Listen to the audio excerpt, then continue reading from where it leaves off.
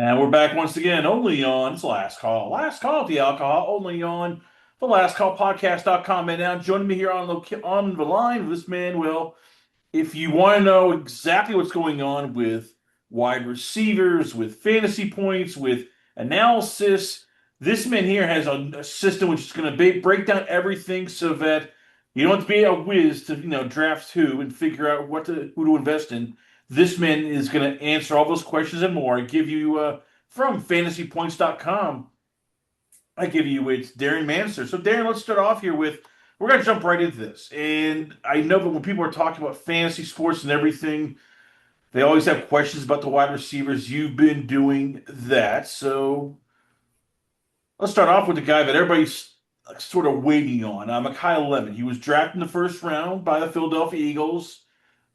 We believe A.J. Brown will be traded this week. Hopefully, maybe. Who knows? Tomorrow. Yeah, tomorrow, June 1st. So let's say A.J. Brown gets traded.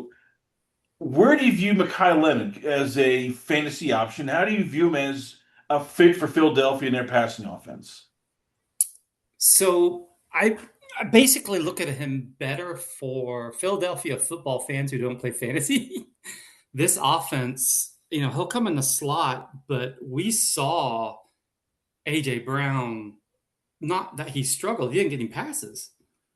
So, he's going to be Levin, plays mostly out of the slot. It's going to be curious how they rotate him in and out with Dallas Gobert kind of like playing the slot also a little bit too.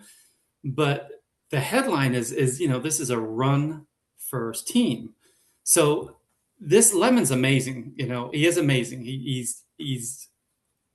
can break coverage. He's really good against man, but he didn't catch like a ton last year. I think he caught, where was it at? I think it was 2025, 61 catches, 711 yards, 8 touchdowns, but that was only in 9 games. So that is pretty good as far as that goes. In 2024, he had 1,100 yards and 10 touchdowns. So, the A.J. Brown situation is massive. I love the talent, but as far as fantasy goes, I think you're just going to see a lot of 3 for 35 type weeks, and then you'll get a few weeks here and there where he'll. But in this type of offense that he's in, looks like it's going to be more of a West Coast offense with Sean Mannion came over from Green Bay, so shorter passes, and Lemon's more of a like a speedster, but he's a really good on short and intermediate routes. So love the talent. Can't wait to see highlights for him. But AJ Brown stays somehow. He's going to be like probably the 4th option behind Barkley, Brown, Devontae Smith, and Gobert. The more like what is a little bit interesting though, I want to talk about real quick is they also have Hollywood Brown, and they also got Dontavian Wicks from Green Bay, who I've been following for years. He's been a preseason stud of mine who I've played quite a bit, but the dude can't catch a ball. But my interest is with him going there, and if AJ Brown is still there, he's got some really good comrades, so to speak, that will probably help him out with some of the catching issues that he's had.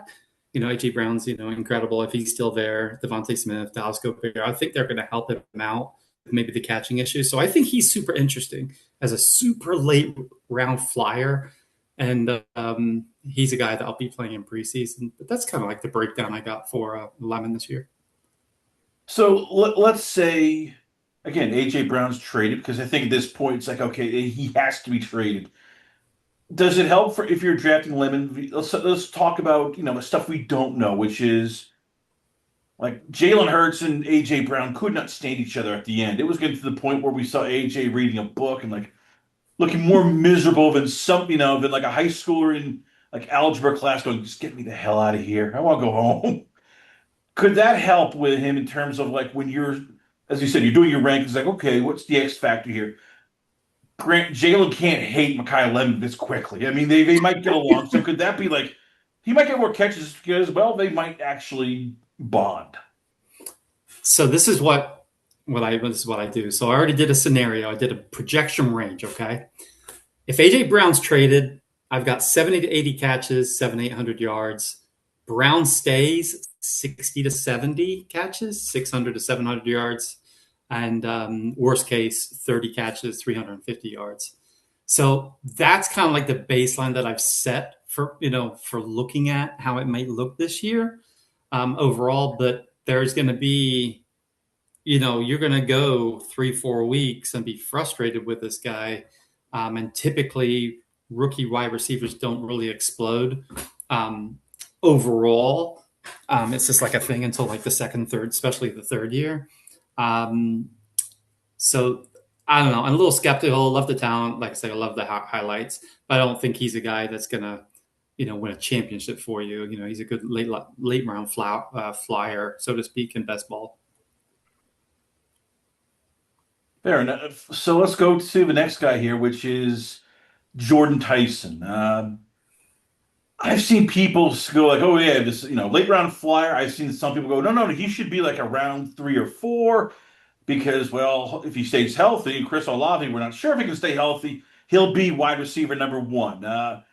Again, this is one of those things where I know when you're doing your projections, you're like, "Okay, can Jordan Tyson stay healthy a full season?" Couldn't do that in college, so how's he going to do it in the pros? Like, how tough is it for you figuring out, separating like the player from okay, health, offense, Tyler Shaw? Like, how do you figure like where he should go, and how do you do projections when there's, as you said, so many variables that we get to like put into the system?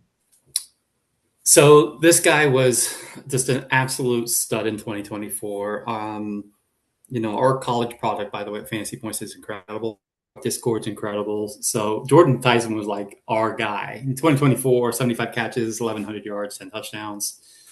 But then the injury history 2022, torn ACL, MCL, and PCL. 2023 didn't play. 2024, broken collarbone. 2025, the hamstring. It's a lot of stuff, man. It's a lot of stuff that's happening to him, it's kind of like a boom on bust type thing. Um, he'll have some ceiling weeks. He's a talent that I like. Um, the Saints needed somebody out there now. Devon Vele, he's maybe a number 3, maybe a number 4. If you're lucky, they don't have much else. They did draft. I'm sorry, they got Noah Fant over, so they're gonna have a couple tight ends now. Taysom Hill. I don't think he's retired yet, or he might. I don't know. So elite talent, alpha receiver, but we'll see. We'll see. It's a little tough being that young with all these injuries that he's had. Especially hamstrings are always a pain in the butt. He had the one hamstring that went out. And then he came back and he hurt the other one because obviously the other hamstring was overcompensating for his other one. So we'll see. We'll see how camp goes. We'll see if he gets any preseason play. I'll be tracking that, obviously, because that's what I do preseason wise. But we'll see, man. It's. I think it'll be a fun offense. I like that he plays in a dome. Yeah, we'll see. I wish him the best because he was just such a fan favorite of ours in the college, playing college fantasy football with him. If he can stay healthy, man, he's going to be super fun to watch. How tough is that? Those words you said, if he can stay healthy, because again, when you're doing your projections, I'm guessing there's weeks you looking to go, man, Kellen Moore loves to throw deep. Chris Olave is going to, take away double coverage that Tyson probably faced in college. And you're like, oh, you could have very big games like 7 catches, 120 yards, 130 yards, just against, some of these secondaries that, New Orleans will play. And you're like, this we can have fun. And then all of a sudden next week it'll be like 1 catch, 8 yards because he pulled his Yep. hamstring. Like, again, how tough is that for you trying to figure out, okay, what should I recommend? Should I play him this week? Should I not? It's like, this might be the guy that you just like, okay, even in preseason, you'll be unsure, like, okay, can he still stay healthy in weeks like 5, 6, 7 through 12? Yeah, we'll see. That's all you say. Olave's, what's he on? His third? He's already had his third concussion. Yeah, it's 3. And then again, it's like I was looking at the rest of that wide receiver room, and as you said, it's they have some decent little tight ends, but it's you're looking here. Darren Alford, Ronnie Bell, Bub Means, Trey Palmer, Jalen Polk, Devon Vele. I mean, it's like, ooh, this is who's who of who's who. Like, okay, Yeah, who the hell are they? All right. exactly. Right. How high I'm is wondering if they'll run some I'm wondering if they'll run some two tight end sets. We'll see. We'll see if they run a little bit more two tight end sets with Fant joining. So this is to be seen. so before we move on from him, how But it's many people? exciting offense to watch. Yeah, it's gonna be a great offense. How many people do you think are gonna draft him though, like around round four, round five? Because they'll just go, oh my God, this could be fun. How many people do you think will like bet on the potential? I think just kind of have to track the ADP early in the season. I think it would be better to wait and see what the camp news is in July, because he did have some lingering hamstrings. Before the draft, it was well noted and obviously well talked about. So I think his draft capital. I mean, if I was drafting him right now, if I was doing like a best ball, something like that, it would probably be 6 for me right now as it stands because I'm not a big fan of soft tissue injuries at all. And then I could see him jumping up to the 5th. It'll be tough to see him go in the 4th, in my opinion, unless he comes out and goes crazy in the preseason. If they let him on the field, if he's fully healthy, give him a chance, because that's where you can jump 1 or 2 different rounds, after a preseason game or two. All right, this is the guy that everybody in Tennessee is just all over the moon for because they're going, hey, another Ohio State wide receiver. It's Chris Olave, you got Garrett Wilson, then Marvin Harrison Jr., then Amika Ibuka, and then Jackson Smith and Jigba, Carnell Tate, the next guy in line. And during the draft, so separate here. Let's start with the player.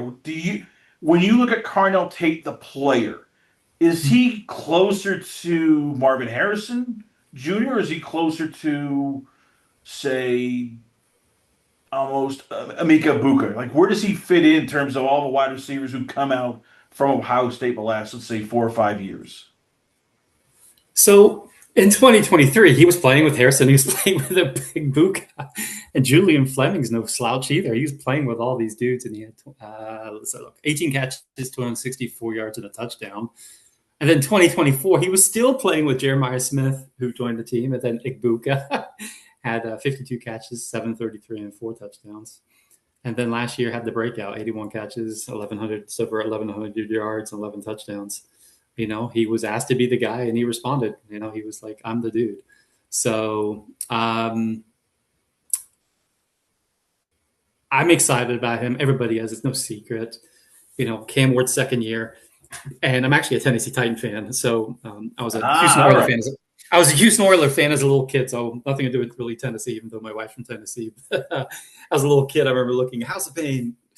But anyway, I'm actually pretty excited more than anything is Brian DeBell coming over from the Giants as the OC. So we saw what we did with Josh Allen, mobile running quarterback. Jackson Dart, mobile running quarterback, even though, he wanted Jackson Dart to not run as much and, getting hurt last year.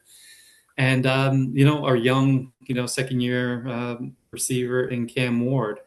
It's super interesting to see how this is going to work with Ridley, Wandell now, joining the team. It's a super fun offense.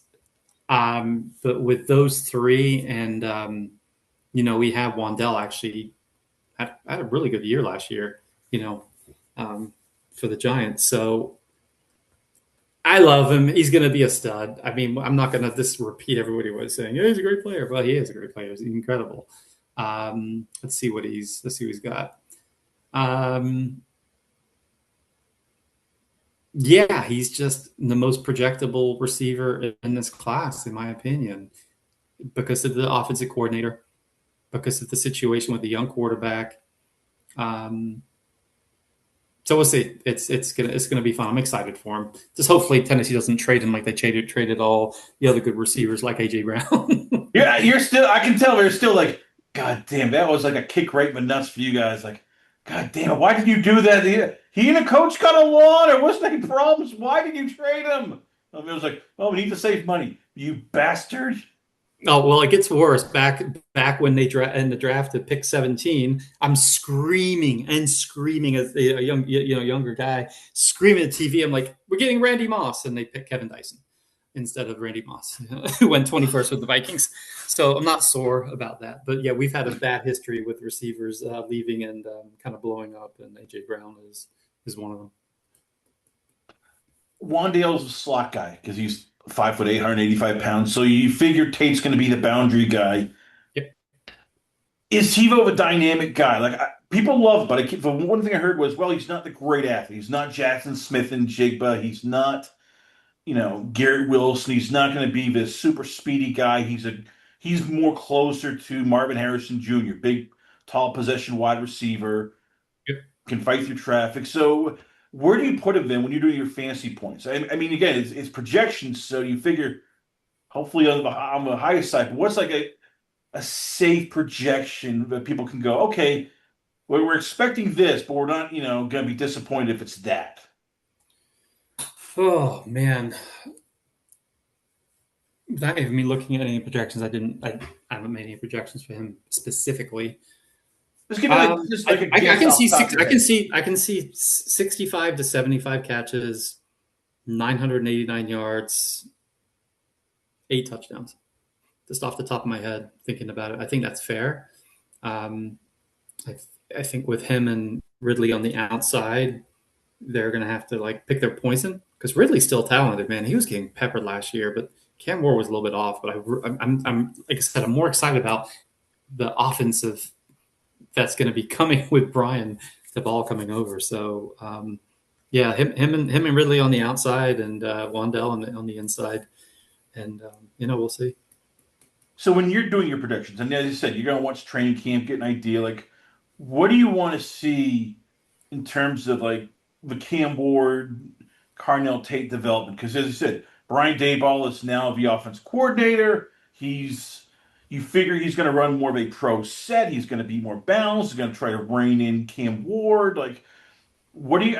They're not going to show everything, the secret sauce in preseason, but what would give you, I guess, hope when you're looking at preseason and you're doing your projections? Like, all right, this is what I want to see, so I can project Carnell Tate going higher or doing this better. Like, what is it that us, say casuals aren't going to see that you want to see when you're doing your stuff?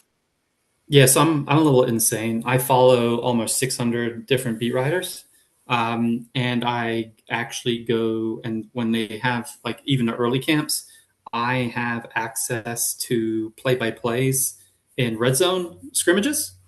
I have play-by-play in like full game situational, and I take those and I do a little file with them.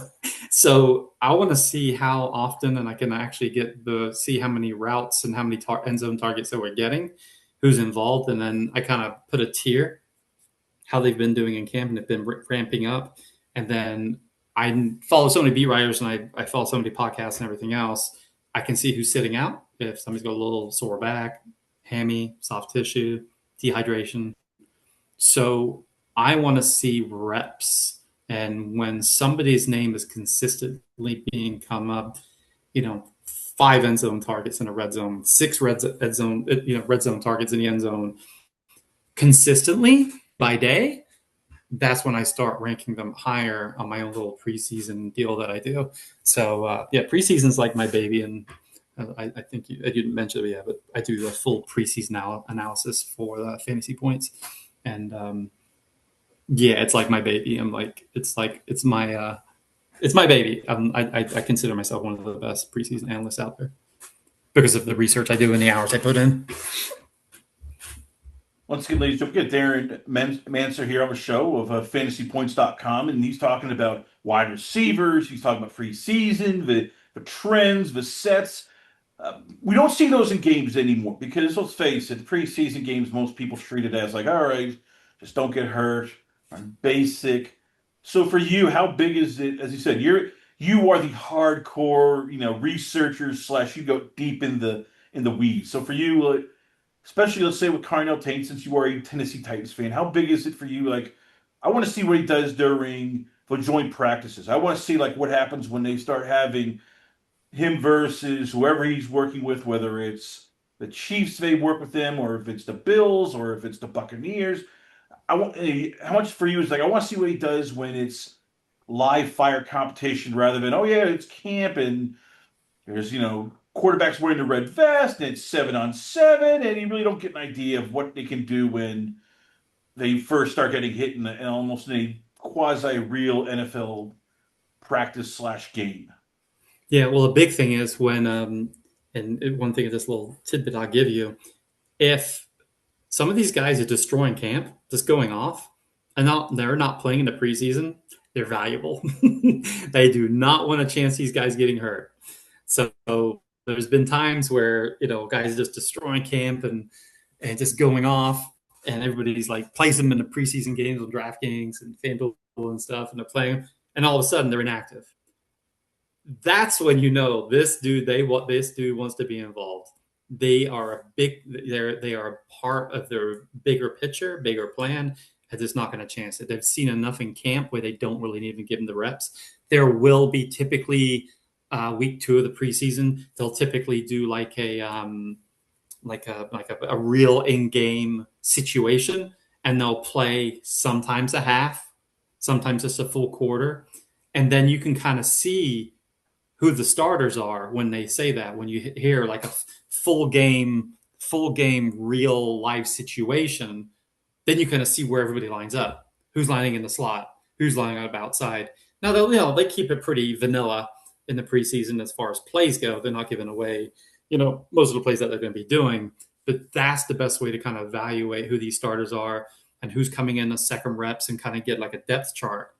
So I track that too and see how many, and I'll follow, how many routes they're running, how many targets they're getting, and then the big word that I look for in summer camp is chemistry. Chemistry is massive. Good chemistry. Good chemistry. These guys went to college together. They roomed together. They played high school against each other. They're cousins. There's so many different little variables, little tidbits that people don't really realize that are there, which I kind of dig in, and that kind of helped the whole situation with some of these wide receivers and quarterback combinations. Let's talk about the two biggest wide receivers that sort of moved in free agent. The one who moved in free agency, one that stayed put. Let's go with the one that moved, and that is Michael Evans. Went from Tampa Bay. He's now a San Francisco 49er. And 49er fans are like, oh my God, this is great. We finally got a wide receiver who we actually know and is big and is a big play guy. He brings swagger and, they're getting jonesed. And there's people, and even the media was jumping on, going, "Hey, hey, they got to steal. Hey, Tampa Bay just fumbled the bag." You, I'm guessing, have done like the work, and you're doing research. How are you very high and bullish on Michael Evans being a fantasy producer? Or are you looking at him going, "Wait a minute here, this guy is kind of old. He's been beaten up. He's been a bit injured. Like, is he going to be able to stay healthy for all, 16 games or at 30, basically when he turns 33 years old, is Father Time finally going to catch up to him?" I love Mike Evans, and I cannot wait to watch him get that yellow jacket Hall of Fame. Guy is just a beast. He plays hurt. You see him run over players, and you see the whole sideline just rallies around this dude. So I'm super excited about this guy. I just love him so much. This offense, and the big thing is you saw Baker just running for his life last year because the offensive line is not very good. Guess where he's going? San Fran, one of the best offensive lines out there. Christian McCaffrey, George Kittle. It's just going to be massive, right? I think this is the year. I'm not sure about next year, but I think he's going to, this team has Super Bowl aspirations. I think they could be a Super Bowl team. He's got to stay healthy. He did have a hamstring, he had a concussion, he had a broken collarbone, only played 8 games last year. But I think he's going to be pretty motivated because I think he has a real chance. I think the San Fran Bay Area will really take him in. Um, I think the target shares, I've got it down. I've got McCaffrey, obviously, Evans, Kittle, Ricky Pearsall, which I actually think helps a lot. I think Pearsall's going to be like the guy who's going to end up with the worst and easiest coverage every week. Because how are you going to deal with McCaffrey, Evans, and Kittle? I mean, how much different play action can you do? So I think Pearsall is a very sneaky pick. That so whatever round he's going, I haven't looked at the latest ADPs. I'd maybe even bump him up a little bit because I think he's a really good best ball player because of the situation where there's going to be so much focus on the big three here. So Pearsall just kind of helps too. So I've got a ceiling of 85 catches, 1,150 yards, 10 to 12 TDs, most likely 70 catches, 950 yards, 8 touchdowns. I've got mid-round wide receivers on here. And I'm excited to watch him. And it's weird, like in DraftKings last year, like I don't know, people perceive him, I don't know, as like a super old guy, not good, and he was always low owned in DraftKings last year. It's like so strange. But when he was on the field, he was just an absolute monster. He was just money every week. So I'm excited for him. I really am. I'm happy for the guy. And like I said, I'm bipartial to guys who really, really, they just try harder than a lot of the other players I see, play through injury and just runs over people over, and he seems like a really good teammate to myself. What's the downside? Because again, it's like when we talked with Jordan Tyson, you were worried about, well, soft tissue injuries, injury history, and you're like, it's kind of weak. That makes you a bit concerned. And I get it. Nobody's going to question Michael Evans' dog or toughness. Mind willing, but can the body hold up? He'll be 33 in August. This is a guy who's probably been in more car crashes in terms of games than you can shake a stick at. He plays physical, which means he's got to get pounding. He's going to an NFC West, which those defenses of the Rams and the Seahawks, even Arizona, they like to hit. They're going to be physical. They're going to basically pound you. Do you worry that, last year was sort of like the warning of, all right, look, he's going to try. He's going to do everything, but the broken collarbone, the hamstring, this is a sign of like, mofo, you're getting old. And the body's screaming, we can't do this. This is not fun. 16 weeks of getting beat up. So one thing you mentioned, look at the conference, look at the teams he's going to be playing. What kind of shootouts are we going to have with these teams? Seattle twice, Rams twice, Arizona twice. I think he's upside. It's it kind of works a little bit. So I'm a poker player, so you can't really be monster. You can't really be scared of monsters under the bed, so to speak. That's the thing I do. I think his upside trumps the injury risk, and this is how I would do it. This is exactly how I do it. If you draft him and you have room on your roster, however your fantasy drafts go, things like that, get Ricky Pearsall. Get Ricky Pearsall. Have him on your team also. If Evans go down, you got Pearsall. Not that he's Mike Evans, but he's going to really help your situation there. And that's thinking outside the box. That's, I think, a really good way to look at it. So if you take Evans in the third round, let's say in the best ball, see where Pearsall is. And I would personally, let's say, I have no idea. Let's say Pearsall's the 12th round. Take him in like the 10th, maybe the 11th. And then you kind of got that safety blanket, so to speak. So that's where I'm at on him. I think his upside's just too good to ignore. And we've seen a lot of these players when they first leave a team just completely blow up the first year when they get traded. So I'm excited for him. I love that guy. Well, this guy was very much loved by the Indianapolis Colts. Alec Pierce. Oh, he balled out last year, got a huge contract. In fact, a lot of people thought, okay, he's probably number 2 or 3. No, he got number 1 money this offseason. 114 million. Yeah, so here's the question: is he a number one, or is this a, or do you look at him and go, he's going to be overdrafted now that Michael Pittman's not there anymore? You might see he might not get the numbers last year of, oh yeah, 47 catches, 1,000 yards, 21 yards per catch, 6 touchdowns. Like, all right, you're now the number one, which means you're getting now number one coverage by every wide receiver, by every cornerback, and every defense. Yep. So, yep, 1,000 yards, 47 catches, which is incredible, right? But his route tree expanded last year. He had some intermediate routes, contested catches, dig routes. Obviously, we know his deep ball and his situation too. I am buying this dude, man. I really do. I think they're gonna just feed him like crazy. Nobody's gonna pay some $114 million, not to have him involved. He is obviously got this. He had that the injuries. He had the surgery, so I guess he's limping a little bit right now. Let's see how summer goes for him. I'm very bullish on him. I'm curious. I usually don't do my best balls until like August because I like to, get all my preseason, all the stats and everything out of the way. Then, kind of see where ADP is. So let's see what I don't think he'll play in a preseason. He's just too valuable, especially $114 million. They know what he has. He'll see the field. The other options there, obviously, got Josh Downs, Nick Westbrook. He actually used to be a Titan. He's actually pretty solid. And then Deion Burks, I'm actually really excited about. He's a smaller guy, but his separation is incredible. He had 82 catches last year, 1,100 yards, 11 touchdowns. And, but yeah, Pierce, as long as he's healthy, he's good to go. See where his ADP is. Monster contract. I think they're going to feed him, and I think him and Tyler Warren are going to be absolutely peppered. So another fun offense, also playing in a dome, which I like.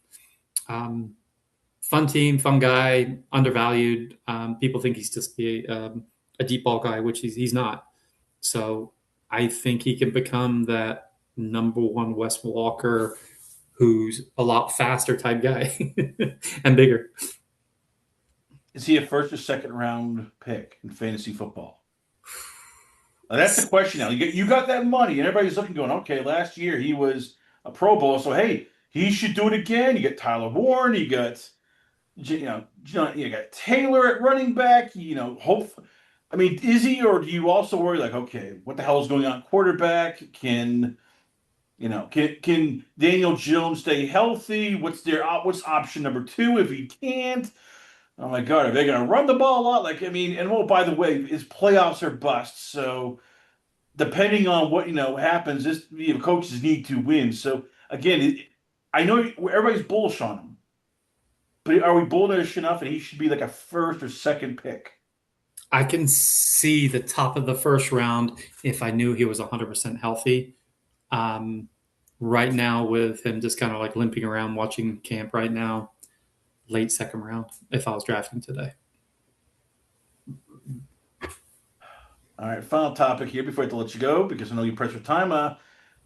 Yes, the Miami Dolphins took one wide receiver in the third round that was healthy. It was Caleb Douglas, to which a lot of people went, who? What's going on? And then you start going, why should I even bother? Why should I draft him? And then you look at the Miami roster and realize, yep, he might be one of their best wide receivers right now. God, that team's going to be. Is he draftable? Is he one of those guys you're looking at and going, he could be like a 7th through 12th steal? Because he's one of the only guys that might be able to get open and catch the ball consistently. And you got to throw to somebody, we think, in Miami. Hopefully, maybe. Like, where do you rank Caleb Douglas, and how much does it say, like, okay, well, it's Miami, and just pick somebody out of a bag? Man, this receiving core is pretty ugly, man. Did you see that our lads has Tutu Atwell like ahead of him on the depth chart? I don't know what that's all about. Tutu has actually experience and has caught some passes. I guess it's like, okay, but by default, like, No, Somebody's got no, to be number one. We think. We no, hope. no, no. Tutu Atwell is a Ponzi scheme. We've been calling that for the last 2 years on our chat. Yeah, Tutu is just a Ponzi scheme. I can't see him helping anything. I'm taking Malik Washington over I take anything with Tutu. Um, so the problem is, where's it at? So Willis has started 6 career games. Now, last year, do you know how many pass attempts he had against Seattle last year when he started? No, I don't. But you're gonna tell me. So how bad? 46. 46 passes. But all his other starts, when he started games, 10, 16, 14, 14, and 19. It's ugly. It's ugly. Um, I don't know what this team's going to do. It's going to be, he's not going to be, I don't know if we're going to get a true alpha on this team. I don't know how this is going to work out, man. I think the receiving is ugly. I don't love Caleb Douglas. Listen, he did get 1,000 yards the last 2 years. He had 54 catches in 24 and 60 last year, just over 800 yards. I don't know. It's just I don't like offenses that don't pass. We have a big thing that we call PROA, which is pass route over expectation, and Dolphins are going to be one of the lowest in the league. And listen, I'm a Malik Willis fan, from his days when he played for Tennessee. Yeah, the situation's just a little bit tough as far as that goes. Big boy, he's already 26 years old. I just saw that. He's already 26. Or sorry, not 26. Sorry, that was wrong note. Sorry about that. I'm not sure No what worries. it is. Sorry about that. I changed it, Again, but you're looking at the Miami roster like, okay, Tutu Atwell, Terry Coleman Jr., Caleb Douglas, AJ Herring, Terrence Marshall Jr., Jalen Tolbert, Malik Washington, Taj Washington, Theo Weiss Jr. Who the hell are these guys? Couldn't pick them out of a lineup, let alone like probably on Miami. So when somebody, I'm guessing, is asking you, who do you take from Miami as their wide receiver one? You must be like, ah, I don't know, put him in a hat and jumble it up and just pick a name. I go, Let's if we dig a little bit deeper, which I did. Bobby Slowick, I can't pronounce his name. Slowick is the new OC in Miami. Now Slowick was the pass game coordinator under McDaniel. He's got 12 years of experience, and he was the OC for the Texans 2023, and they were 7th in passing yards. So that's gonna help a little bit. So listen. Do we think that Willis is going to throw 15, 16 passes a game? No. I'm assuming he's going to be somewhere in the 24 to 28, 29 range. I'd assume. knock on Slowick wood. does. I'm sorry. I said knock on wood. Yeah, I know exactly right. But Slowick, the coordinator, having some experience there, working with Stroud back in the past, I think that's pretty good. It's not bad at all, right? So, what else I got?